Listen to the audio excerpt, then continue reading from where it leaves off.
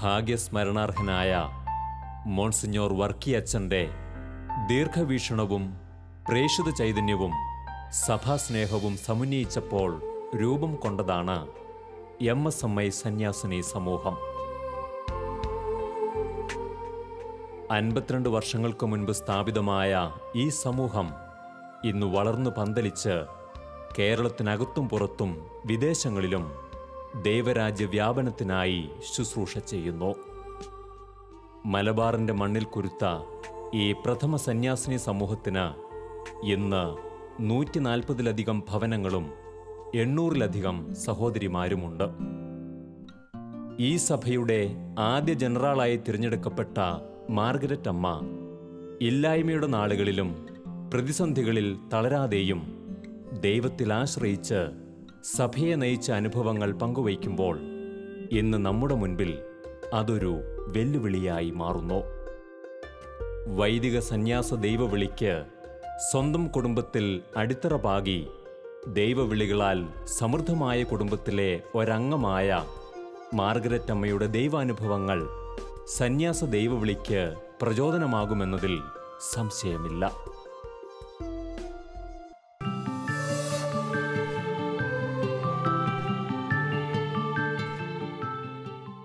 മദറിന് ഈ പ്രോഗ്രാമിലേക്ക് സ്വാഗതം.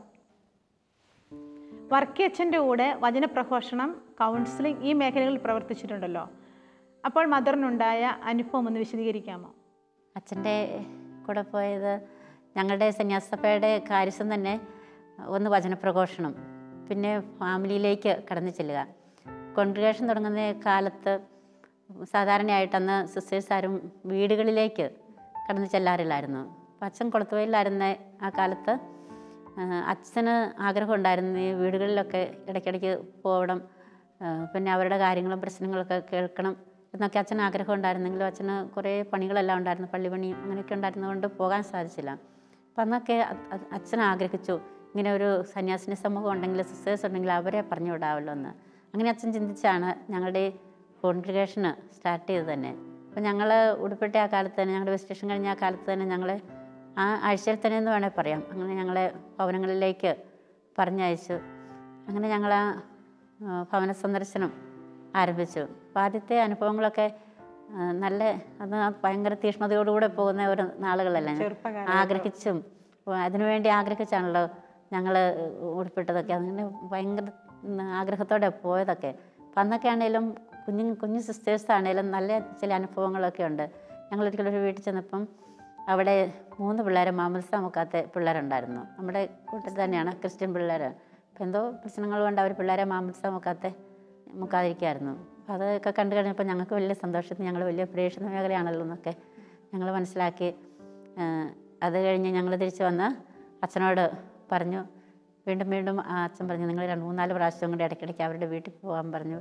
അങ്ങനെ ആ പിള്ളേരെ ആ അടുത്ത നാളിൽ തന്നെ എല്ലാവരെയും മാമോദിസ മുക്കാനും പിന്നെ അവരെ പള്ളിയിലേക്ക് അടുപ്പിക്കാനൊക്കെ ഞങ്ങൾക്ക് സാധിച്ചെന്ന് ഞാൻ ഓർക്കുന്നു. അങ്ങനെ പല കുടുംബങ്ങളിലെ പ്രശ്നങ്ങളും ഒക്കെ ഒരു പരിധിവരെ സഹായിക്കാൻ സാധിച്ചപ്പോൾ അച്ഛൻ പറഞ്ഞു, അച്ഛനും സന്തോഷമായി. കാരണം ഇതിനു വേണ്ടിയാണല്ലോ അച്ഛന് ഈ സന്യാസിനി സമൂഹം തുടങ്ങിയത്. പിന്നീട് കരിസ്മാറ്റിക്കിൻ്റെ കാലമായപ്പോഴത്തേക്കും 75-76 വർഷങ്ങളിലാണല്ലോ കേരളത്തിലെ കരിസ്മാറ്റിക്കിൻ്റെ കൂടുതൽ ശക്തിയായിട്ട് പ്രവർത്തിക്കാൻ തുടങ്ങിയത്. അന്നേരം കരിസ്മാറ്റിക് ആരംഭിച്ച ആ കാലഘട്ടത്തിൽ തന്നെ ധ്യാനങ്ങളൊക്കെ ആരംഭിച്ചപ്പോൾ തന്നെ അച്ഛൻ അതിൻ്റെ അകത്ത് വലിയൊരു പിന്നെ ഏറ്റവും സജീവമായിട്ട് അച്ഛൻ പ്രവർത്തിക്കാൻ തുടങ്ങി. അച്ഛൻ എന്നും ആഗ്രഹം ഉണ്ടായിരുന്നു ഞങ്ങൾ അച്ഛൻ്റെ മക്കൾ വചനപ്രഘോഷകരാകണമെന്ന്. അച്ഛൻ ഈ ധ്യാനത്തിന് പറഞ്ഞയക്കുന്നതിന് മുമ്പ് തന്നെ ഞങ്ങൾക്ക് അതിനുള്ള പ്രാക്ടീസൊക്കെ തരുന്നുണ്ടായിരുന്നു. അപ്പം അങ്ങനെ ഇത് അച്ഛൻ ധ്യാനിപ്പിക്കാൻ പോയി തുടങ്ങിയപ്പം ഞങ്ങളെ അതിൻ്റെ അകത്ത് കൂടെ അച്ഛൻ കൊണ്ടുപോയി കൗൺസിലിങ്ങിനും പിന്നെ അതുപോലെ വചനം പ്രഘോഷിക്കാനൊക്കെ ഞങ്ങളെ പ്രാക്ടീസ് തന്ന് ഞങ്ങളെയും കൂടെ കൂട്ടി. അത് ഞങ്ങൾക്ക് വലിയ സന്തോഷമായിരുന്നു. ഇന്നും ഞാനത് ഓർക്കുന്ന അച്ഛൻ്റെ ആ വലിയ മനസ്സ് ഞാൻ ഓർക്കാറുണ്ട്. ഞാൻ അച്ഛനോട് പറഞ്ഞ അച്ഛൻ എനിക്ക് വലിയ കാര്യമായിട്ട് പ്രസംഗിക്കാനൊന്നും അറിയത്തില്ല, എനിക്ക് പ്രസംഗിക്കാൻ പേടിയാന്നൊക്കെ പറഞ്ഞത് ഞാൻ ഓർക്കുന്നുണ്ട്. പക്ഷേ അച്ഛൻ പറഞ്ഞത് സാരമില്ല മോളെ, അതൊക്കെ തമ്പുരാൻ തരുന്ന അനുഗ്രഹമല്ലേ, പേടിക്കാതെ പറഞ്ഞോളാൻ പറഞ്ഞൊക്കെ പ്രാക്ടീസ് ചെയ്യുന്നു. അതിന് ശേഷം അച്ഛൻ്റെ കൂടെ കുറേ ധ്യാനങ്ങൾക്ക് ഒത്തിരി സ്ഥലങ്ങളിൽ ധ്യാനിപ്പിക്കാൻ പോയിട്ടുണ്ട്, കൗൺസിലിംഗ് നടത്തിയിട്ടുണ്ട്. ഇന്നും ആ മേഖലയിൽ ഞാൻ പ്രവർത്തിക്കുന്നുണ്ട്. ഇവിടെ കൗൺസിലിംഗൊക്കെ ആയിട്ട് പോകുന്നു. എൻ്റെ ജീവിതത്തിൽ ദൈവം തന്നെ വലിയൊരു അനുഗ്രഹമായിട്ട് ഞാനതിനെ കണക്കാക്കുന്ന MSMIയിൽ സിസ്റ്റേഴ്സ് എല്ലാവരും ഒത്തിരി പേരുണ്ട് വചനപ്രഘോഷണ രംഗത്ത് പ്രവർത്തിക്കുന്നവർ. അപ്പം ദൈവം ഞങ്ങളെ പ്രത്യേകം അതിനായിട്ട് തിരഞ്ഞെടുത്തു. ഞങ്ങളതിലെല്ലാം സന്തോഷിക്കുന്നു. ഞങ്ങളെ കൊണ്ട് പറ്റുന്ന പോലെ പ്രവർത്തിക്കുന്നുണ്ട്.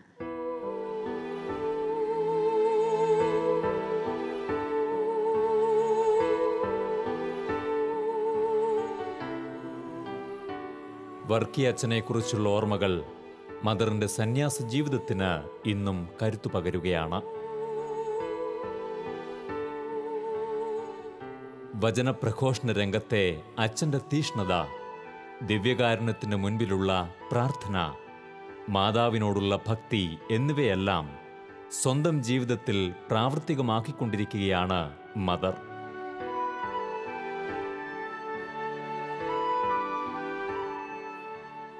വേദപാഠം പഠിപ്പിച്ചിരുന്ന സമയത്ത് കുട്ടികളോട് എത്രയും ദയുള്ള മാതാവെ ചെല്ലാൻ മദർ പറഞ്ഞു കൊടുത്തിരുന്നു. ഇത് പഠിപ്പിക്കുവാനുള്ള പ്രചോദനം എവിടെ നിന്നാണ് കിട്ടിയത്? ചെറുപ്പം മുതലേ എത്രയും ദൈവമാതാവെ ചെല്ലാനുള്ളൊരു ശീലം ഉണ്ടായിരുന്നു. അത് ചിലപ്പോഴും ഞാൻ ഓർക്കുന്നില്ല. ഞങ്ങളുടെ വീട്ടിൽ എത്രയും ദൈവമാതാവെ ചെല്ലുമായിരുന്നു. കൊന്ത കഴിഞ്ഞാൽ എത്രയും ദൈവമാതാവെ ചെല്ലുന്നൊരു സ്വഭാവമാണ്. നമ്മുടെ എല്ലാ വീടുകളിലും ചെല്ലുമല്ലോ.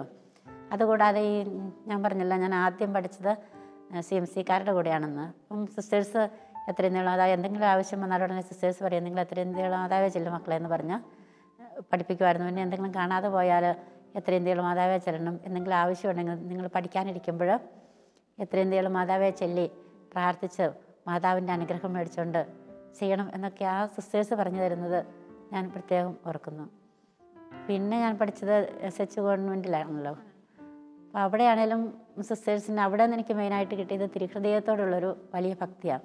അപ്പം ഞാൻ ആദ്യം തന്നെ ആ സ്കൂളിൽ തന്നെ ആദ്യത്തെ ദിവസം തിരുഹൃദയ ഭക്തിയെപ്പറ്റി ആദ്യത്തെ ക്ലാസ്സിൽ തന്നെ അവർ പഠിപ്പിച്ചു. ആദ്യത്തെ ക്ലാസ് അതായിരുന്നു. അപ്പം അങ്ങനെ പറഞ്ഞപ്പോഴും അവർ മാർഗരറ്റ് മേരി അൽക്കോക്കിൻ്റെ ചരിത്രം പറഞ്ഞു. അന്ന് ഞാൻ ആഗ്രഹിച്ചു ഞാൻ ഒരു സിസ്റ്റർ ആകുമ്പോൾ ഈ മാർഗരറ്റ് മേരി എന്നുള്ള പേര് ഞാൻ എടുക്കുമെന്ന്. അങ്ങനെ എനിക്ക് ആ പേരിനോടൊരു ഇഷ്ടമായത്. അപ്പോൾ അവിടെ നിന്ന് കിട്ടിയത് ഈശോയുടെ തിരുഹൃദയത്തിൽ ആശ്രയിക്കാനുള്ളൊരു പ്രത്യേക ഒരു പ്രാക്ടീസ്, ഒരു അനുഭവം ആ സിസ്റ്റേഴ്സിൽ നിന്ന് SHകാരിൽ നിന്ന് കിട്ടിയ. കോലുവള്ളിയിൽ സേവനം ചെയ്തിരുന്ന കാലത്ത് മദർ ഒരു കുടുംബത്തെ രക്ഷിക്കുകയും അത് ആ സമൂഹത്തിന് തന്നെ ദൈവാനുഭവം ഉണ്ടാവുകയും ചെയ്തു എന്ന് കേട്ടിട്ടുണ്ട്. ആ സംഭവം മദർ ഒന്ന് വിശദീകരിക്കാമോ? ഒരിക്കലും ഈ കോലുവള്ളി ഇടവകയിലുള്ള ഒരു കുടുംബം, അപ്പോൾ അവിടുത്തെ ചേട്ടന് ക്യാൻസറായിട്ട് മരിച്ചുപോയി. ക്യാൻസറായിട്ട് കിടക്കുമ്പോൾ ഞങ്ങൾ ഇടയ്ക്കിടയ്ക്ക് കാണാൻ പോകുമായിരുന്നു എന്നൊക്കെ ആ ചേട്ടൻ പറയുമായിരുന്നു. ഞാൻ മരിച്ചു കഴിയുമ്പോൾ ഇവർക്ക് ആരുമില്ലല്ലോ, ഇവരെന്നാ ചെയ്യും എന്ന്. അങ്ങനെ ഒക്കെ പറഞ്ഞിരുന്നു. പെട്ടെന്ന് തന്നെ അതും കഴിയാതെ തന്നെ ഈ ചേട്ടന് മരിച്ചുപോയി. അവരുടെ കുടുംബത്തെപ്പറ്റി പറയുകയാണെങ്കിൽ അയാൾ നല്ല സാമ്പത്തിക ശേഷിയുള്ളൊരു നല്ല കുടുംബം. പക്ഷേ ഈ ഭാര്യ ഒരു ഹിന്ദു സ്ത്രീയായിരുന്നു. അത് പാവപ്പെട്ട ഒരു വീട്ടിൽ. അപ്പോൾ അവർ സ്നേഹിച്ചു. അങ്ങനെ ക്രിസ്ത്യാനിയാക്കിയ കല്യാണം കഴിച്ചത്. അവർക്ക് 2 പിള്ളേരും ഉണ്ടായിരുന്നു. മൂത്ത കൊച്ച് 2ാം ക്ലാസ്സിൽ പഠിക്കുന്നു. ഇളയ കൊച്ച് ഒരു 4 മാസമോ അത്രയും ആയിട്ടുണ്ടായിരുന്നുള്ളൂ. അത്രയും ചെറിയ കൊച്ചായിരുന്നു. മരിച്ചപ്പം അടക്കി കഴിഞ്ഞിട്ട് ഈ പള്ളിമുറ്റത്ത് ഈ സ്ത്രീയും 2 കുഞ്ഞുങ്ങളും കൂടെ ഇങ്ങനെ ഇരിക്കുക. ആ സ്ത്രീയുടെ വീട്ടുകാരും ഉണ്ട്, ഹിന്ദുക്കളും ഉണ്ട്, ഈ ചേട്ടൻ്റെ വീട്ടുകാരും, പ്രത്യേകിച്ച് ചേട്ടൻ്റെ അമ്മയും ഇങ്ങനെയുള്ളവരെല്ലാം ഉണ്ട്. എന്നിട്ട് ഈ അച്ഛന് ഇവരെ എന്നാ കാണിക്കുന്നതെന്ന് ചോദിച്ചു. പിന്നെ പള്ളിയിലെ കമ്മിറ്റിക്കാരെയും ഈ വീട്ടുകാരെയൊക്കെ വിളിച്ചു. പ്രത്യേകിച്ച് അമ്മയെ വിളിച്ചു. ഇവരെ നിങ്ങളുടെ വീട്ടിലേക്ക് കൊണ്ടുപോകണം, ഇവർക്കൊന്നുമില്ല, വീടില്ല, ഒരിടവും ഇല്ല, അതുകൊണ്ട് നിങ്ങളുടെ വീട്ടിലേക്ക് ഇവരെ കൊണ്ടുപോകണം, അല്ലാണ്ട് എങ്ങോട്ട് പോകാനവർ. അങ്ങനെ അച്ഛൻ പറഞ്ഞെങ്കിലും ഈ അമ്മ ഭയങ്കര സ്ട്രോങ് ആയിട്ട് പറഞ്ഞു, ഇവളെ ഞാൻ എൻ്റെ വീടുമുറ്റത്ത് കയറ്റിയല്ല. അച്ഛന്മാരല്ല ആരെല്ലാം പറഞ്ഞാലും എത്ര പറഞ്ഞാൽ പോലും ഇവരെ ഞാൻ വീട്ടിൽ കൊണ്ടുപോവുകയാണ് നിർബന്ധപൂർവ്വം ഈ ചേട്ടത്തി പറഞ്ഞു. അച്ഛന് കമ്മിറ്റിക്കാരെയും വീട്ടുകാരെയൊക്കെ വിളിച്ചു കൂട്ടി. പക്ഷേ വീട്ടുകാരൊരു തരത്തിലും അച്ഛൻ എത്ര നിർബന്ധിച്ചിട്ടും ഈ അമ്മയും മക്കളെയും കൊണ്ടുപോകാനായിട്ട് തയ്യാറായില്ല. അങ്ങനെ അവിടെ കുറേ സമയം ഇരുന്ന് ഇവർ സംസാരിച്ച് കഴിഞ്ഞപ്പോൾ ഞങ്ങളന്ന് 3 സിസ്റ്റേഴ്സ് ഉണ്ടായിരുന്നു. അപ്പം ഞങ്ങൾ വിചാരിച്ച് ഈ സ്ത്രീയും കുഞ്ഞുങ്ങളും കൂടെ ആരും കൊണ്ടുപോകാതെ ഇങ്ങനെ വിട്ടച്ച് പോയാൽ അടുത്ത നിമിഷം കേൾക്കാം അവർ ആത്മഹത്യ ചെയ്തെന്ന്. അപ്പം അതുകൊണ്ട് ഞാൻ പറഞ്ഞു നമുക്ക് എങ്ങനെയും ഇവരെ രക്ഷിക്കാമെന്ന് ഞാൻ ആ സിസ്റ്റേഴ്സിനോട് പറഞ്ഞു. എന്നിട്ട് അവർ പറഞ്ഞു ശരിയാ, നമുക്ക് നമ്മുടെ കോൺവെൻറ്റിലേക്ക് കൊണ്ടുപോകാമെന്ന് അവരും സമ്മതിച്ചു. അങ്ങനെ ഞങ്ങൾ പിന്നെ അവരുടെ കമ്മിറ്റിയിൽ കയറി ചെന്ന് ഞങ്ങൾ പറഞ്ഞു ഇവരെ ഞങ്ങൾ കോൺവെൻറ്റിലേക്ക് കൊണ്ടുപോയിക്കൊള്ളാമെന്ന്. അച്ഛന്മാർക്കും സന്തോഷമായി. പിന്നെ ഞങ്ങൾ അവിടെ 2-3 മാസം അവരെ കോൺവെൻറ്റിൽ കൊണ്ടുവന്ന് താമസിപ്പിച്ച്, ചെറിയ കൊച്ചിനെയും ഒക്കെ കോൺവെൻറ്റിൽ കൊണ്ട് താമസിപ്പിച്ച് ഇടവകക്കാരുടെയൊക്കെ സഹായത്തോടെ അവർക്ക് വീട് വെച്ച് കൊടുത്തു, സെറ്റിലാക്കി. അപ്പം അങ്ങനെ ഒരു പ്രത്യേക സാഹചര്യത്തിൽ അവരെ രക്ഷിച്ചത് ഇടവകക്കാർക്കൊക്കെ അതുകൊണ്ട് ഞങ്ങളോടൊരു പ്രത്യേക ഒരു വലിയ നല്ലൊരു അഭിപ്രായം ഉണ്ടായി. നന്നായി നിങ്ങളങ്ങനെ ചെയ്തത്, അല്ലെങ്കിൽ അവർ തീർച്ചയായിട്ടും അവർക്കൊരു ജീവിതം ഉണ്ടാകില്ലായിരുന്നു പറഞ്ഞ് ഞങ്ങളെ അപ്രിഷ്യേറ്റ് ചെയ്തെന്ന് ഞാൻ ഓർക്കുന്നു. നെല്ലിക്കുറ്റിയിൽ ധ്യാനകേന്ദ്രം തുടങ്ങിയത് മദറാണെന്ന് അറിയാനിടയായിട്ടുണ്ട്. എവിടെ നിന്നാണ് ഈ പ്രചോദനം കിട്ടിയത്? അച്ഛനിൽ നിന്നാണ് എനിക്ക് ഈ ധ്യാന സെൻ്ററൊക്കെ തുടങ്ങാനുള്ള. അച്ഛൻ്റെ കൂടെ ഞാൻ വചനപ്രഘോഷണത്തിനൊക്കെ പോയിരുന്നില്ല, അങ്ങനെ ആ പ്രചോദനം കിട്ടിയത്. ഞാൻ ഇവിടെ നെല്ലിക്കുറ്റി വന്നു കഴിഞ്ഞപ്പം ഇവിടുത്തെ താഴത്തെ കെട്ടിടങ്ങളൊക്കെ വെറുതെ ശൂന്യമായിട്ട് കിടക്കുന്നു. നേരത്തെ ഇത് ഫോർമേഷൻ ഹൗസ് ആയിരുന്നത്. അത് കഴിഞ്ഞിതെല്ലാം ഇങ്ങനെ വെറുതെ കിടക്കുന്നത് കണ്ടപ്പോൾ എനിക്ക് വിഷമം തോന്നി. ഒന്നുമില്ലാണ്ട് ഞങ്ങൾ 4-5 സിസ്റ്റേഴ്സ് മാത്രമേ ഇവിടെ ജീവിക്കുന്നു, ഈ കെട്ടിടം വെറുതെ കിടക്കുമല്ലേ. അച്ഛൻ്റെ ആ വചനപ്രഘോഷണവും പിന്നെ ലറ്റിഷാവർ എന്നോട് പറയുമായിരുന്നു എപ്പോഴും, നമുക്ക് ഈ സാൻറ്റ് ജോസ് പ്രൊവിൻസിലൊരു ധ്യാന കേന്ദ്രമൊന്നുമില്ലല്ലോ, അപ്പോൾ എന്നതേലും ഇവിടെ ഒന്ന് തുടങ്ങിയാൽ നല്ലതായിരുന്നു. കാരണം ഈ കെട്ടിടവും ഇവിടെയുണ്ട്, നമുക്ക് അങ്ങനത്തെ ഒരു വചനപ്രഘോഷണത്തിനൊരു അങ്ങനത്തെ ഒരു സാഹചര്യമൊന്നുമില്ല. അപ്പോൾ ഇവിടെ തുടങ്ങുവാണെങ്കിൽ നല്ലതാണ് എപ്പോഴും ലറ്റിഷാവർ എന്നോട് പറയാൻ പ്രോത്സാഹിപ്പിക്കുകയും ചെയ്യുമായിരുന്നു. ഇവിടെ വന്നു കഴിഞ്ഞപ്പോൾ ഞാൻ ഓർത്തിട്ട് തുടങ്ങണമെങ്കിൽ എനിക്ക് അങ്ങനത്തെ വലിയ ഇതൊന്നുമില്ല, അതിനുള്ള പ്രത്യേകിച്ച് കഴിവൊന്നും ഉണ്ടെന്ന് എനിക്ക് തോന്നിയിട്ടില്ല. പിന്നെ ഞാനിവിടെ ഈ മാതൃവേദി നോക്കുന്നത് ഞാനായിരുന്നു. അപ്പോൾ ഈ മാതൃവേദിയുടെ ചാർജ് ഇവിടെ എനിക്കായിരുന്നതുകൊണ്ട് ഞാൻ ഈ അമ്മമാരെയൊക്കെ കൂട്ടി നമുക്കൊരു പ്രാർത്ഥനാ ഗ്രൂപ്പ് തുടങ്ങാം എന്ന് പറഞ്ഞ് ഇവിടെ ഒരു പ്രാർത്ഥനാ ഗ്രൂപ്പ് തുടങ്ങി. ആ പ്രാർത്ഥനാ ഗ്രൂപ്പിലേക്ക് പെട്ടെന്ന് വളർന്നു വേണേൽ പറയാം. ചേട്ടത്തിമാർ മാത്രമല്ല ചേട്ടന്മാരും ഒക്കെ ഈ പ്രാർത്ഥനാ ഗ്രൂപ്പിൽ നെല്ലിക്കുറ്റി പ്രദേശത്ത് നിന്ന് ധാരാളം പേര് പ്രാർത്ഥിക്കാൻ വന്നു. അപ്പം അങ്ങനെ ഞങ്ങൾ നൈറ്റ് വിജിൽ തുടങ്ങി. അങ്ങനെ വളർന്നു വന്നു കഴിഞ്ഞപ്പം അച്ഛനെ ഞങ്ങൾ വിളിച്ചു. ഒരു വൺ ഡേ പ്രോഗ്രാമിന് വേണ്ടിയിട്ട് വർഗീസിനെ വിളിച്ചു. അച്ഛന് സന്തോഷമായി. ഇവിടെ വന്ന് കണ്ടപ്പോൾ ഇത് വളരെ നന്നായിട്ട് ഇത്രയും പെട്ടെന്ന് ഇങ്ങനെ ആൾക്കാരെല്ലാം കൂടി അതൊരു നല്ല അനുഭവമാണല്ലോ, നല്ലൊരു ദൈവത്തിൻ്റെ ഒരു പരിപാലന അച്ഛനെ ഇവിടെ കണ്ടെന്ന് പറയാം. അച്ഛൻ പറഞ്ഞു, മാർഗരറ്റ് അങ്ങനെയാണെങ്കിൽ നമുക്ക് ഒരു ധ്യാനം എല്ലാ മാസവും ഒരു ധ്യാനം വെക്കുന്നത് നല്ലതായിരിക്കും, അതിനെപ്പറ്റിയൊക്കെ പ്രാർത്ഥിച്ച് നോക്കാമെന്നൊക്കെ അച്ഛൻ പറഞ്ഞു. പ്രാർത്ഥിച്ച് നോക്കി. അന്ന് എൽസീസും കൂടെ ഉണ്ടായിരുന്നു എനിക്ക് തോന്നുന്നു, സിസ്റ്റർ എൽസീസ്. പിന്നാണേലും പ്രാർത്ഥിച്ചു അത് മാസത്തിലൊരു ധ്യാനം വെച്ച് തുടങ്ങിക്കോളാൻ അച്ഛൻ പറഞ്ഞു. അപ്പം അങ്ങനെ അങ്ങ് തുടങ്ങി. ആത്മീയതയിലേക്ക് കടന്നു വന്നതിന് ശേഷം പ്രാർത്ഥിക്കാനായിട്ട് അല്പം ഒത്തിരി ദൂരങ്ങളിലേക്ക് കടന്നു പോകേണ്ടിയിരുന്നു. എന്നാൽ ഇവിടെ അടുത്ത് എവിടെയെങ്കിലും ഒരു ധ്യാന കേന്ദ്രം ഉണ്ടാവുകയാണെങ്കിൽ ഒത്തിരി സൗകര്യമായിരുന്നു എന്ന് തോന്നുകയും ആ കാലഘട്ടത്തിലാണ് മാർഗരറ്റ് മദർ ഇവിടെ വരികയും ഇവിടെ മദറിൻ്റെ സാന്നിധ്യത്തിൽ ഞങ്ങളെ ഒരുമിച്ച് കൂട്ടുകയും ഒത്തിരിയേറെ സ്നേഹത്തോടെ ഞങ്ങൾ ഒരുമിച്ച് പ്രാർത്ഥിക്കുവാനായിട്ട് ചാപ്പലിലേക്ക് ഞങ്ങളെ വിളിക്കുകയും ചെയ്തു. ഞങ്ങൾ ഒരുമിച്ച് ഇവിടെ പ്രാർത്ഥിച്ചുകൊണ്ടിരിക്കുമ്പോൾ മദർ പറയാം, ഇവിടെ ഒരു ധ്യാന കേന്ദ്രം വരണം, അതിനുവേണ്ടി നമുക്ക് പ്രാർത്ഥിക്കാം. അപ്പോൾ അങ്ങനെ പ്രാർത്ഥിച്ചുകൊണ്ട് കുറേ കാലം പ്രാർത്ഥിക്കുകയും തൽഫലമായി ഇവിടെ ധ്യാനം അധികം താമസിക്കാതെ തന്നെ ധ്യാനം ആരംഭിക്കുകയും ചെയ്തു. നന്നായിട്ട് മദറിൻ്റെ സാന്നിധ്യത്തിൽ പ്രാർത്ഥന എന്ന് പറഞ്ഞാൽ രാത്രിയുടെ യാമങ്ങളിൽ മുഴുവൻ നേരവും ഒരു വൈകുന്നേരം 6 മണി മുതൽ നേരം വെളുക്കുന്നിടം വരെ പ്രാർത്ഥിക്കുവാനും അങ്ങനെ ഒരുമിച്ച് നന്നായിട്ട് ജെറിക്കോ പ്രാർത്ഥനയും പ്രത്യേകിച്ച് കുരിശിൻ്റെ വഴിയും ജപമാല പ്രാർത്ഥനയും അതുപോലെ തന്നെ രാത്രി യാമങ്ങളിൽ ഒട്ടും ഉറക്കം വരാതെ വളരെ മനോഹരമായിട്ട് ആ പ്രാർത്ഥന വളരെ തീക്ഷ്ണതയോടെ കൊണ്ടുപോകാനുള്ള വലിയൊരു ആഗ്രഹം മദറിനുണ്ടായിരുന്നു. ഒപ്പം ഞങ്ങളെയും ചേർത്ത് പിടിച്ച് ഒത്തിരിയേറെ സ്നേഹത്തോടെ മദർ ഞങ്ങളെ കൊണ്ടു നടക്കുകയും ചെയ്തു. 1997 ധ്യാനകേന്ദ്രം ഇവിടെ ആരംഭിക്കുകയും ഞങ്ങളുടെ സ്വപ്നം ഫലമണിയുകയും ചെയ്തു. പിന്നെ അത് ഇവിടെ നമ്മളൊരു മരിയൻ ദീപികാരുണ്യ ആരാധനയൊക്കെ തുടങ്ങിയല്ലോ. അപ്പം അങ്ങനെ ധാരാളം പേർ ആരാധനയ്ക്ക് പ്രദേശത്തു നിന്നെല്ലാം നെല്ലിക്കുറ്റി, ചെമ്പേരി, കുടിയാമല അങ്ങനെ ഈ പ്രദേശത്തു നിന്നല്ല ഈ ആരാധനയ്ക്കൊക്കെ ധാരാളം പേർ ഈ ചാപ്പലിലൊക്കെ നിറഞ്ഞും പുറത്തൊക്കെ ഇരുന്ന് ആൾക്കാർ വരുമായിരുന്നു. അത്രയും ജനങ്ങൾ വന്നിരുന്നു. അപ്പം അങ്ങനെ ഇത് തുടങ്ങാൻ കാരണമായത് ദൈവം അനുഗ്രഹിച്ച ഒരു സ്ഥലം. പിന്നെ അവിടുത്തെ ഗ്രോട്ടോയാണ്. ആ ഗ്രോട്ടോ ഈ ധ്യാന സെൻ്റർ തുടങ്ങുന്നതിന് മുമ്പ് തന്നെ നമ്മളവിടെ ഗ്രോട്ടോ വന്നായിരുന്നു. ആ ഗ്രോട്ടോയിൽ പ്രാർത്ഥിക്കുന്നവർക്കൊക്കെ വലിയൊരു ദൈവാനുഭവമുണ്ട്. പ്രത്യേകിച്ച് ഞാൻ ആദ്യം എനിക്ക് മനസ്സിലായത് പിന്നെ കുഞ്ഞുങ്ങളില്ലാത്ത ദമ്പതികൾ അവരോട് ഡോക്ടേഴ്സ് പറഞ്ഞു നിങ്ങൾക്കൊരിക്കലും ഒരു കുഞ്ഞുണ്ടാകാൻ പോകുന്നില്ലെന്ന്. അവർ കരഞ്ഞുകൊണ്ട് ഇവിടെ വന്ന് എന്നോട് പറഞ്ഞു. അപ്പം ഞാൻ അവർ രണ്ടുപേരെയും കൂടെ കൂട്ടി ഗ്രോട്ടോയുടെ മുന്നേ നിർത്തി നമുക്ക് ഒരുമിച്ച് പ്രാർത്ഥിക്കാം, ദൈവം നിങ്ങളെ അനുഗ്രഹിക്കും എന്ന് പറഞ്ഞ് പ്രാർത്ഥിച്ചത് ഞാൻ ഓർക്കുന്നു. അപ്പം അങ്ങനെ പ്രാർത്ഥിച്ച് ഒരു 3 മാസം കഴിഞ്ഞപ്പോൾ അവർ രണ്ടുപേരും കൂടെ വീണ്ടും എൻ്റെ അടുത്ത് വന്നു കർത്താവിന് നന്ദി പറയാൻ വേണ്ടി, അമ്മയ്ക്ക് നന്ദി പറയാൻ വേണ്ടി ഞങ്ങൾ വന്നതാണ്, ഇവളിപ്പം പ്രഗ്നൻ്റ് ആണെന്നും പറഞ്ഞിട്ട് ദൈവം ഞങ്ങളെ അനുഗ്രഹിച്ചതെന്ന് പറഞ്ഞിട്ട് അവർ ഒത്തിരി സന്തോഷത്തോടെ വന്നു. പിന്നീടുള്ള ഈ ജീവിതത്തിൽ ഈ ഗ്രോട്ടോയിലൊക്കെ പ്രാർത്ഥിച്ച് ഒത്തിരി പേർക്ക് പിള്ളേരുണ്ടായതും കുഞ്ഞുങ്ങളില്ലാത്തവർക്ക് കുഞ്ഞുങ്ങളുണ്ടായി അതുപോലെ വിവാഹം നടക്കാതിരുന്നവർക്ക് വിവാഹം നടന്നതും, ജോലി കിട്ടാത്തവർക്ക് ജോലി ലഭിച്ച, അങ്ങനെയുള്ള നല്ല നല്ല അനുഭവങ്ങൾ ഞാൻ ഓർക്കുന്നു. ധ്യാനകേന്ദ്രം തുടങ്ങിയ നാൾ മുതൽ ഞങ്ങളിവിടെ വരികയും മദറിൻ്റെ നേതൃത്വത്തിൽ കുടുംബസമേതം എങ്ങനെ നമുക്ക് പ്രാർത്ഥന ജീവിതത്തിൽ മുന്നോട്ട് പോകാൻ സാധിക്കുമെന്ന് പറഞ്ഞു തരികയും ചെയ്തു. ഞങ്ങളെല്ലാ ആഴ്ചയിലും ഇവിടെ വന്ന് മാതാവിൻ്റെ മുൻപിൽ കൈകൾ വിരിച്ച് മുട്ടുകുത്തി പ്രാർത്ഥിക്കും. അതിൻ്റെ ഫലമായി എൻ്റെ സഹോദരിയുടെ 2 മക്കൾ വിദേശത്ത് ജോലിക്ക് പോകാൻ സാധിക്കുകയും അതിൻ്റെ സന്തോഷത്തിൽ മാതാവിനൊരു മുടി കൊടുക്കുകയും ചെയ്തു.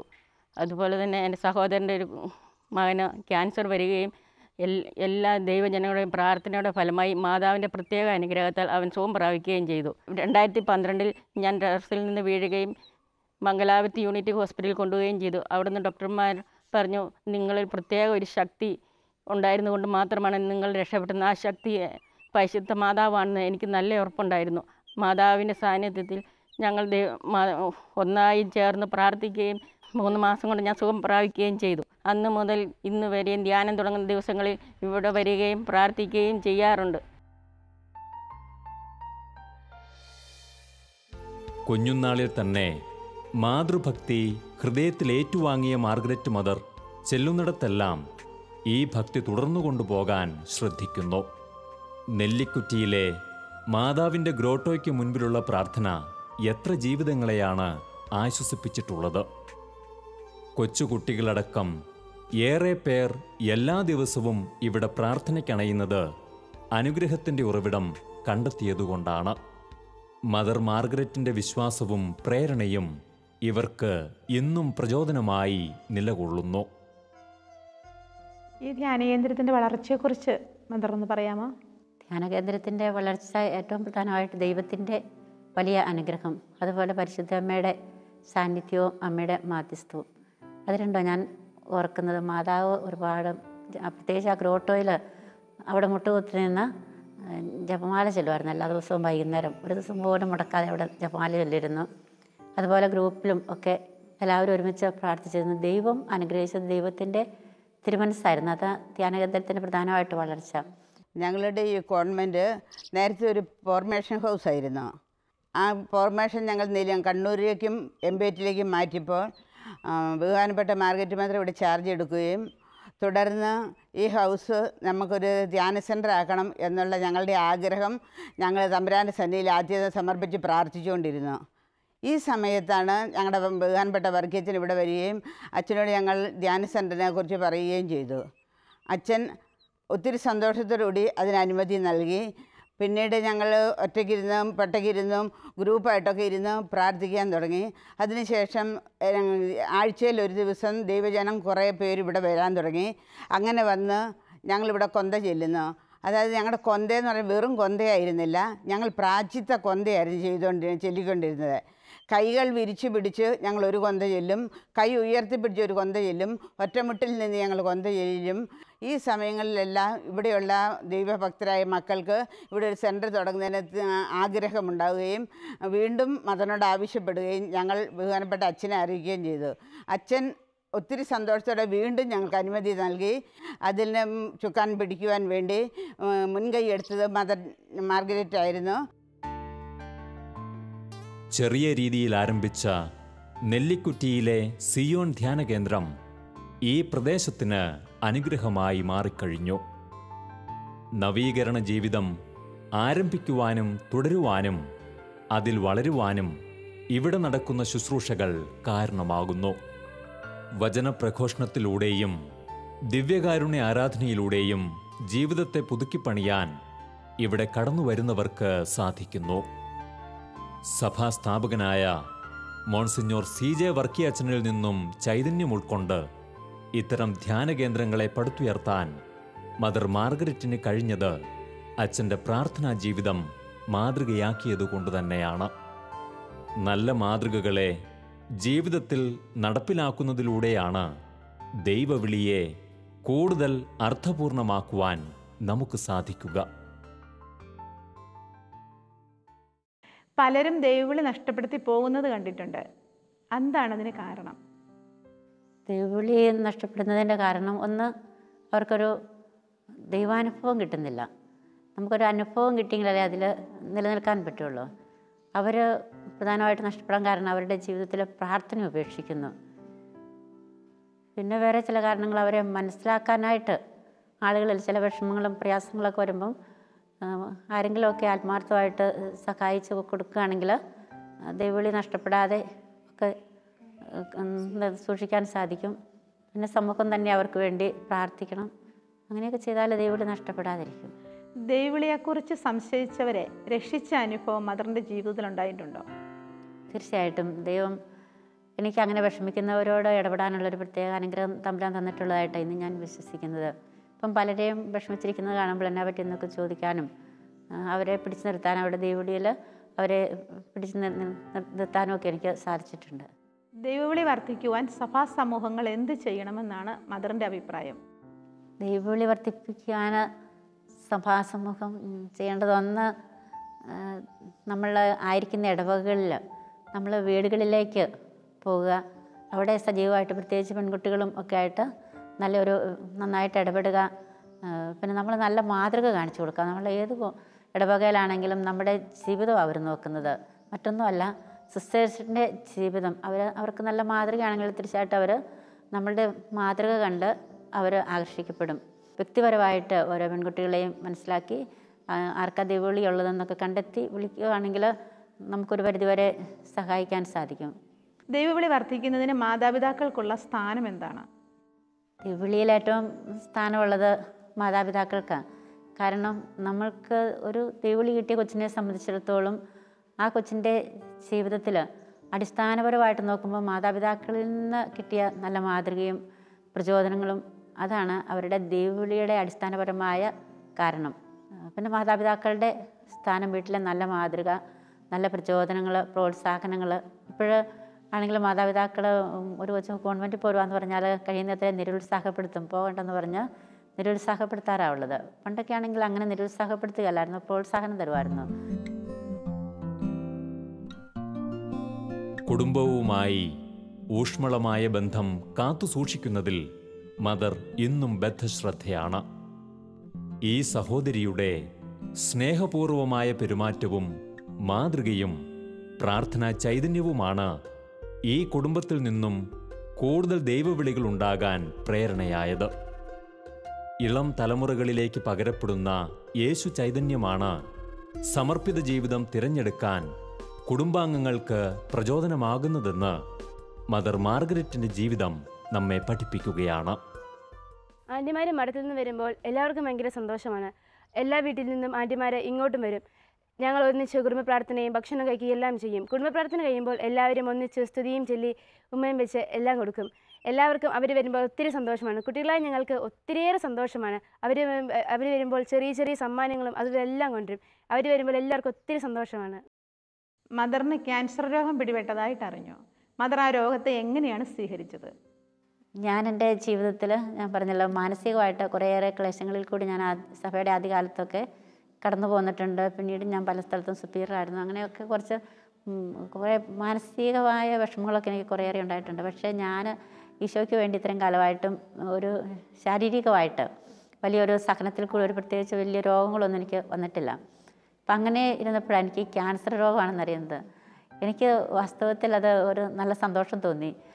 ഈശോയുടെ കയ്യിൽ ഞാനൊരു സമ്മാനം സ്വീകരിക്കുന്ന പോലെ എനിക്ക് അനുഭവപ്പെട്ടത്. കാരണം ഈശോയ്ക്ക് വേണ്ടിയിട്ട് ഇനിയുള്ള എൻ്റെ ജീവിതം കുറേ കൂടി ശാരീരികമായിട്ടും കൂടെ സഹിക്കാവല്ലോ, അങ്ങനത്തെ ഒരു നല്ല സന്തോഷം എനിക്ക് തോന്നി.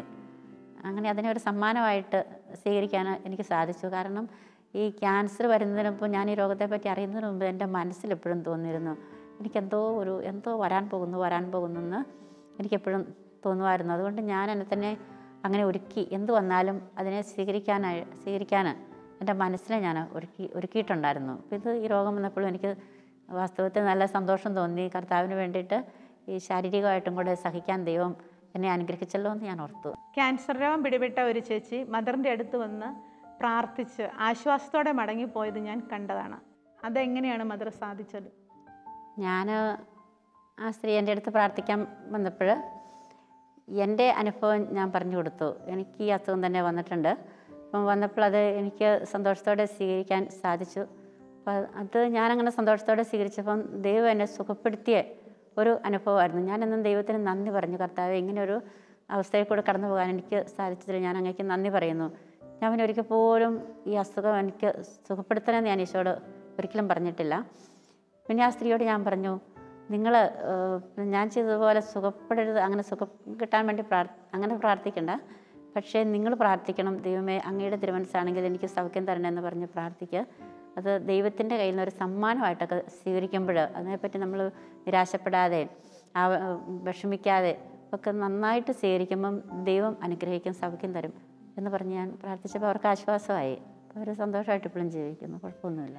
രോഗാവസ്ഥയിലായിരുന്നപ്പോഴും മദർ നല്ല സന്തോഷത്തിലായിരുന്നു.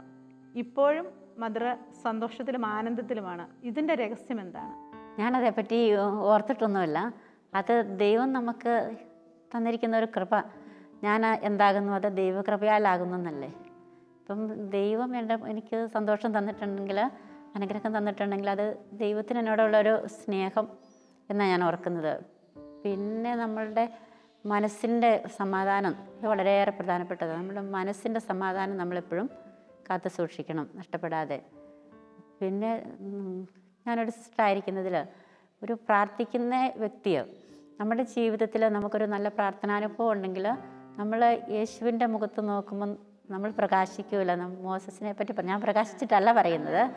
ദൈവത്തെ കണ്ട മോസസ് ഇറങ്ങി വന്നപ്പോൾ മോസസിന് പ്രകാശം ഉണ്ടായിരുന്നെന്ന് പറഞ്ഞതുപോലെ നമ്മൾ തമ്പുരാൻ്റെ അടുത്ത് വിശുദ്ധ കുർബാനയുടെ സന്നിധിയിലിരിക്കുകയും പ്രാർത്ഥിക്കുകയൊക്കെ ചെയ്യുമ്പോൾ ദൈവത്തിൻ്റെ പ്രകാശം നമ്മുടെ ഹൃദയത്തിലും മനസ്സിലും നമ്മുടെ മുഖത്തും എല്ലാം വരുമെന്നാണ് ഞാൻ വിശ്വസിക്കുന്നത്. മദറെ, മാധ്യമങ്ങളുടെ അതിപ്രസരത്തിൽ അശുദ്ധി നിറഞ്ഞ ഈ ലോകത്തിൽ വിശുദ്ധി നിലനിർത്താൻ നമ്മൾ എന്ത് ചെയ്യണം? വിശുദ്ധി കാത്തു സൂക്ഷിക്കാൻ നമുക്ക് ഏറ്റവും പ്രധാനമായിട്ട് ദൈവത്തിൻ്റെ കൃപ വേണം. പിന്നെ കുട്ടികളെ സംബന്ധിച്ചിടത്തോളം മാതാപിതാക്കളുടെ ഭാഗത്തു നിന്ന് അവർക്ക് വേണ്ട അറിവ് കൊടുക്കണം, പറഞ്ഞു കൊടുക്കണം കുട്ടികളോട്. നമുക്ക് പല സമയത്തും നോ പറയേണ്ട ചില സാഹചര്യങ്ങളുണ്ട്. അത് നോ പറയാനായിട്ട്, ചെയ്യരുത് എന്ന് വേണ്ട എന്ന് നോ പറയാനായിട്ട് നമുക്ക് സാധിക്കണം. അത് ഈ മാധ്യമങ്ങളിലേക്കൊക്കെ കടന്നു പോകുമ്പോൾ ഇപ്പോൾ അധികം പേരും പലതരത്തിലും തെറ്റിലേക്ക് വീഴുന്നത് നോ പറയാല്ല, അതിനെ തന്നെ ഫോളോ ചെയ്തുകൊണ്ടിരിക്കും. പ്രത്യേകിച്ച് ഈ ഫോണൊക്കെ എല്ലാ പിള്ളേരുടെയും കയ്യിൽ, എല്ലാവരുടെയും തന്നെ കയ്യിൽ ഫോണുണ്ട്. അങ്ങനെ ഒക്കെ തെറ്റിലേക്ക് വീണു പോകുന്നത്. അതുകൊണ്ട് നമുക്ക് വിശുദ്ധി സൂക്ഷിക്കാൻ നമ്മൾ ഇങ്ങനെ നോ പറയാൻ ശീലിക്കുക. മാതാപിതാക്കളുടെ ഭാഗത്തു നിന്ന് അല്ലെങ്കിൽ വേണ്ടപ്പെട്ടവരുടെ ഭാഗത്തു നിന്ന് അത് വേണ്ട അറിവ് കൊടുക്കുക. പിന്നെ ഏറ്റവും ഞാൻ മനസ്സിലാക്കുന്നത്, പരിശുദ്ധ അമ്മയോട് നമുക്കൊരു സ്നേഹമുണ്ടെങ്കിൽ അമ്മ നമ്മളെ സഹായിക്കും. ഏത് പാവ സാഹചര്യങ്ങളിലും എവിടെയെല്ലാം നമ്മൾ പോയാലും മാതാവിനോടുള്ളൊരു ഭക്തി നമുക്കുണ്ടെങ്കിൽ, പ്രാർത്ഥിക്കുന്നുണ്ടെങ്കിൽ അമ്മ നമ്മളെ കാത്ത് സംരക്ഷിക്കും. നമുക്കറിയാമല്ലോ, ഈ ജപമാലയും കൊണ്ട് പോയിട്ട് എന്തുമാത്രം പേര് ഏതെല്ലാം തരത്തിൽ അപകടങ്ങളിൽ നിന്ന് രക്ഷപ്പെടുന്നെന്ന്. നമ്മുടെ കഴുത്തിലോ നമ്മുടെ കയ്യിലോ ഒക്കെ ജപമാല ഉണ്ടെങ്കിൽ, ഒരു വെഞ്ചരിച്ച ജപമാല ഉണ്ടെങ്കിൽ തന്നെ അതിനാൽ തന്നെ നമ്മൾ രക്ഷപ്പെടും. എനിക്ക് നല്ല അനുഭവങ്ങളുണ്ട്. മാതാവിൽ നിന്ന് ഈ ഒരുപാട് അനുഗ്രഹങ്ങൾ ഈ ജപമാല ചൊല്ലി മറ്റുള്ളവർക്ക് വേണ്ടി പ്രാർത്ഥിക്കുമ്പോഴും എൻ്റെ ജീവിതത്തിലും എല്ലാം മാതാവ് ഒത്തിരിയേറെ അനുഗ്രഹിച്ച നല്ല നല്ല നല്ല അനുഭവങ്ങൾ, ഒരമ്മയെപ്പോലെ തന്നെയുള്ള ആ സംരക്ഷണം ലഭിച്ചത്. അതുകൊണ്ട് മാതൃഭക്തി വളരെ പ്രധാനപ്പെട്ട ഒരു കാര്യമാണ് വിശുദ്ധി പാലിക്കാൻ. വിശുദ്ധി നേടിയെടുക്കുന്നതാണോ അതോ ദൈവത്തിൻ്റെ ദാനമാണോ? വിശുദ്ധി നമുക്ക് മാമോദിസ വഴിയായിട്ട് നമ്മുടെ ആത്മാവിലേക്ക് ചിന്തപ്പെടുന്ന വലിയൊരു അനുഗ്രഹം. അത് ദൈവം നമുക്ക് തരുന്ന അനുഗ്രഹമാണ്. പിന്നെ നമ്മളതിനെ വളർത്തിയെടുക്കണം. നമ്മളുടെ പിന്നെ ത്യാഗജീവിതം, പ്രാർത്ഥന, നല്ല പുസ്തകങ്ങളുടെ വായന, അത് വളരെ പ്രധാനപ്പെട്ട നല്ല പുസ്തകങ്ങളുടെ വായന, അങ്ങനെയൊക്കെ നമുക്ക് ആ വിശുദ്ധി വളർത്തിയെടുക്കാൻ സാധിക്കും. ത്യാഗജീവിതം നമ്മൾ വിശുദ്ധന്മാരുടെയൊക്കെ ജീവചരിത്രം വായിക്കുമ്പോൾ കാണത്തില്ലേ, വിശുദ്ധരാകാൻ വേണ്ടിയിട്ട് അമ്മ തെരേസ്യ പുണ്യവതി, കൊച്ചു തെരേസ്യ പുണ്യവതിയൊക്കെ ആ വിശുദ്ധി പാലിക്കാനായിട്ട്. അതുപോലെ ഫ്രാൻസിസ് അസിസി റോസിൻ്റെ ഇടയിൽ കിടന്ന് ഉരുണ്ടതൊക്കെ നമ്മൾ കേട്ടിട്ടുണ്ട്. ഇപ്പോഴും അവിടെ അസിസിയിൽ ആ റോസിനൊട്ടും മുള്ളില്ലാത്തതൊക്കെ അതൊക്കെ നമുക്കറിയാം. അങ്ങനെ നമ്മൾ ത്യാഗം ചെയ്ത് പ്രാർത്ഥിക്കണം വിശുദ്ധരായിട്ട് ജീവിക്കാൻ. ദൈവഹിതം അന്വേഷിക്കാത്ത ഒരു കാലഘട്ടത്തിലാണ് നമ്മളിപ്പോൾ ജീവിക്കുന്നത്. എന്നാൽ മദർ ദൈവഹിതം അനുസരിച്ച് മാത്രമാണ് ജീവിക്കുന്നത് എന്ന് മനസ്സിലാക്കാൻ കഴിഞ്ഞിട്ടുണ്ട്. അതിൻ്റെ അനുഭവം, ഒരു ദൈവാനുഭവം മദറിനൊന്ന് പങ്കുവയ്ക്കാമോ? ദൈവഹിതം അനുസരിച്ച് മാത്രം ജീവിക്കാൻ ഞാനൊന്ന് പരിശ്രമിക്കുന്നുണ്ട്. പിന്നെ ദൈവഹിതം അനുസരിച്ച് പലപ്പോഴും എൻ്റെ ഉള്ളിൽ കർത്താവിനോട് സംസാരിക്കുന്ന അനുഭവങ്ങളുണ്ട്. ഇപ്പം ഞാൻ എന്തെങ്കിലും ഒരു കാര്യം ചെയ്യുക പോകുന്നതിന് മുമ്പായിട്ട് ഈശോയോട് ചോദിക്കുകയാണെങ്കിൽ അത് പൊയ്ക്കോ അല്ലെങ്കിൽ അത് ചെയ്തോ അങ്ങനെ ഈശോ പറയുന്ന ഒരു ഉള്ളിൽ ശക്തമായിട്ട് പറയുന്നൊരു അനുഭവം എനിക്ക് പലപ്പോഴും കിട്ടാറുണ്ട്. ഒരിക്കലും ഞാൻ ഓർക്കുന്നു, എനിക്കൊരു വാച്ച് സമ്മാനം കിട്ടുന്നതിന് മുമ്പേ തന്നെ എനിക്കൊരു മെസ്സേജ് കിട്ടി, നിനക്കൊരു വാച്ച് സമ്മാനമായിട്ട് കിട്ടും, പക്ഷേ നീ അത് ഉപയോഗിക്കേണ്ട, ആർക്കെങ്കിലും കൊടുക്കണമെന്ന്. അത് കഴിഞ്ഞത് അതുപോലെ തന്നെ സംഭവിച്ച വാച്ച് കിട്ടിക്കഴിഞ്ഞപ്പം എൻ്റെ കയ്യെ കെട്ടാൻ നല്ല പാകമുള്ള വാച്ച്, നല്ല വാച്ച്, എൻ്റെ വാച്ചാണെങ്കിൽ പഴയ വാച്ചായിരുന്നു. അപ്പോൾ എനിക്ക് തോന്നി എന്നാൽ അത് ഉപയോഗിക്കണം, അങ്ങനെ ഒരു സന്തോഷം തോന്നി. ഞാനെടുത്ത് അത് കയ്യെ കെട്ടി കഴിഞ്ഞപ്പം കർത്താവ് എൻ്റെ ഉള്ളിലിരുന്നുകൊണ്ട് പറയുന്നതായിട്ട് എനിക്ക് അനുഭവപ്പെട്ടു, ഇത് നീ ഉപയോഗിക്കരുതെന്നല്ല ഞാൻ പറഞ്ഞത്, പിന്നെ എന്തിനാണ് നീ ഇത് കയ്യെ കെട്ടിയിരിക്കുന്നത്? ഞാൻ പറഞ്ഞപ്പോൾ ഈശോ ഇങ്ങനെ ഓരോ കാര്യം ഞാൻ ചെയ്യുമ്പോഴും നോ എന്ന് പറഞ്ഞാൽ ഞാൻ വിഷമിക്കും. അങ്ങനെ ഞാൻ പറഞ്ഞിട്ട് പിന്നെ ഈശോ പറഞ്ഞു, ഇത് നീ എടുക്കണ്ട, ഇത് വേറെ ആർക്കെങ്കിലും കൊടുത്തേക്കാൻ പറഞ്ഞു. അപ്പം എൻ്റെ മനസ്സിലൊരു സ്വസ്ഥതയില്ല. അത് ഞാൻ ഉപയോഗിക്കുമ്പോൾ എൻ്റെ മനസ്സിലെന്തോ ഒരു അസ്വസ്ഥത എനിക്ക് അനുഭവപ്പെട്ടു. അതുകൊണ്ട് ഞാൻ പെട്ടെന്ന് തന്നെ അത് വാച്ച് മദറിൻ്റെ അടുത്ത് കൊണ്ട് കൊടുത്തു. അത് കഴിഞ്ഞപ്പോൾ ഞാനതങ്ങ് ഉപേക്ഷിച്ച് കഴിഞ്ഞപ്പോൾ എൻ്റെ മനസ്സിൽ ഭയങ്കര ഒരു സ്വാതന്ത്ര്യം തോന്നി. അങ്ങനെ കുറേ അനുഭവങ്ങൾ, നമ്മളുടെ കർത്താവ് നമ്മുടെ ഉള്ളിൽ പറയുന്നത് നമ്മളതനുസരിച്ച് പ്രവർത്തിക്കുമ്പോൾ, അത് സമർപ്പിച്ച് കഴിയുമ്പോൾ നമ്മുടെ മനസ്സിന് ഒരു ഭയങ്കര സ്വാതന്ത്ര്യം കിട്ടും, ജീവിതത്തിന് തന്നെ സ്വാതന്ത്ര്യം കിട്ടും. പിന്നെ ദൈവത്തിലേക്ക് വളരാൻ നമ്മളെ അത് സഹായിക്കും. അതിൻ്റെ ഒരു അനുഭവമാണ്. പുതിയതായിട്ട് വരുന്ന സന്യാസിനികളോട് മദറിന് എന്താണ് പറയാനുള്ളത്? എൻ്റെ ജീവിതത്തിൽ 2 ശക്തികളാണ് എന്നെ നയിച്ചത്. ഒന്ന് പരിശുദ്ധ കുർബാന, പിന്നെ അതുപോലെ മാതാവിനോടുള്ള സ്നേഹം. എൻ്റെ ജീവിതം മുഴുവനും എന്നെ ശക്തിപ്പെടുത്തിയതും നയിച്ചതും ഈ 2 ശക്തികളാണ്, അമ്മയും ഈശോയും. അപ്പോൾ ഇതുപോലെ എനിക്ക് പുതിയ പിള്ളേരോട് പറയാനുള്ളത്, നിങ്ങൾ പരിശുദ്ധ കുർബാനയുടെ അടുത്തിരിക്കുന്ന മക്കളായിരിക്കണം, മാതാവിനോട് പ്രാർത്ഥിക്കുന്ന മക്കളായിരിക്കണം. പിന്നെ നമ്മുടെ ജീവിതത്തിൽ സ്നേഹം, അനുകമ്പ, ആർദ്രത തുടങ്ങിയ ദൈവിക പുണ്യങ്ങളെല്ലാം ഇല്ലേ. ഈശോയുടെ ഏറ്റവും വലിയൊരു പുണ്യമായിട്ട് ഞാൻ ഈശോ നമ്മളെ പഠിപ്പിച്ചിട്ടിരിക്കുന്ന ഏറ്റവും വലുതായിട്ട് മാനുഷികത അല്ലേ. അപ്പം അങ്ങനെയുള്ള കാര്യങ്ങളൊക്കെ നമ്മൾ ഉള്ള മക്കളായിട്ട് വളർന്നു വരുന്നത് എനിക്ക് പറയാനുള്ളത്. കുഞ്ഞുനാളിൽ തന്നെ ദൈവസ്നേഹത്താൽ പ്രചോദിതമായി സന്യാസ ദൈവവിളി സ്വീകരിക്കുകയും ആദ്യ കാലഘട്ടങ്ങളിൽ MSMI കോൺഗ്രിഗേഷനെ നയിക്കുകയും ചെയ്ത മദർ മേരിയെപ്പോലെ ദൈവസന്നിധിയിലിരിക്കുകയും മർത്തയെപ്പോലെ ശുശ്രൂഷ ചെയ്യുകയും ചെയ്തു. മദറിൻ്റെ ശുശ്രൂഷ അനേകം കുടുംബങ്ങൾക്ക് ആശ്വാസമായി മാറി. ഈ പ്രോഗ്രാം കണ്ടുകൊണ്ടിരിക്കുന്ന കുടുംബങ്ങളിൽ നിന്ന് ധാരാളം ദൈവവിളി ഉണ്ടാകുകയും ദൈവവിളി സ്വീകരിച്ചവർ അതിൽ നിലനിൽക്കുകയും ചെയ്യട്ടെ എന്ന് പ്രാർത്ഥിക്കാം. ഇത്രയേറെ ജീവിതാനുഭവങ്ങൾ നമ്മളുമായി പങ്കുവച്ച മദറിന് ശാലോം പ്രേക്ഷകരുടെ പേരിൽ നന്ദി പറയുന്നു. മദറെ, നമുക്കൊന്ന് പ്രാർത്ഥിക്കാം. കാരുണ്യവാനും സ്നേഹനിധിയുമായ നല്ല ദൈവമേ, അങ്ങയുടെ തിരുമുൻപിൽ ഞങ്ങൾ ശിരസ്സ് നമിക്കുന്നു. കർത്താവെ, എളിയ മകളായ എന്നിലേക്ക് അങ്ങ് വർഷിച്ച ദൈവാനുഗ്രഹങ്ങൾ അതെൻ്റെ യോഗ്യത കൊണ്ടല്ല, അങ്ങയുടെ കാരുണ്യം കൊണ്ട് മറ്റനേകർക്ക് വേണ്ടി അങ്ങ് വർഷിച്ച അനുഗ്രഹങ്ങൾ ഇന്ന് ഇവിടെ പങ്കുവയ്ക്കുവാൻ ഈ നല്ല അവസരം അവിടുന്ന് ഒരുക്കിയതിന് ഞാൻ അവിടുത്തോട് നന്ദി പറയുന്നു. എന്നെ എപ്പോഴും സഹായിക്കുകയും എൻ്റെ പ്രിയപ്പെട്ട അമ്മയായി എൻ്റെ ജീവിതത്തിലേക്ക് കടന്നു വരികയും ചെയ്ത പരിശുദ്ധ അമ്മേ, മാതാവേ, അമ്മയോട് നന്ദി പറയുന്നു. നല്ല ദൈവമേ, അനേകരിലൂടെ ഞങ്ങൾ എൻ്റെ ജീവിതത്തിലും MSMI സന്യാസ സമൂഹത്തിലും അങ്ങ് വർഷിച്ചിട്ടുള്ള എല്ലാവിധമായ അനുഗ്രഹങ്ങളെയും ഓർത്ത് ഒരിക്കൽ കൂടി ഞങ്ങൾ അങ്ങയോട് നന്ദി പറയുന്നു. നമുക്കൊരുമിച്ച് പരിശുദ്ധ അമ്മയുടെ മധ്യസ്ഥതയിൽ നമ്മളെ തന്നെ സമർപ്പിച്ച് നന്മ നിറഞ്ഞ മറിയമേ എന്ന് പ്രാർത്ഥന ചൊല്ലാം. നന്മ നിറഞ്ഞ മറിയമേ, സുസ്ഥി, കർത്താവ് അങ്ങയോടുകൂടെ സ്ത്രീകളിൽ അങ്ങ് അനുഗ്രഹിക്കപ്പെട്ടവളാകുന്നു. അങ്ങയുടെ ഉദരത്തിന് ഫലമായി ഈശോ അനുഗ്രഹിക്കപ്പെട്ടവനാകുന്നു. പരിശുദ്ധ മറിയമേ, തമ്പുരാൻ്റെ അമ്മേ, പാപികളായി ഞങ്ങൾക്ക് വേണ്ടി ഇപ്പോഴും ഞങ്ങളുടെ മരണസമയത്തും തമ്പുരാനോട് അപേക്ഷിക്കണമേ. പിതാവിൻ്റെയും പുത്രൻ്റെയും പരിശുദ്ധാത്മാവിൻ്റെയും നാമത്തിൽ.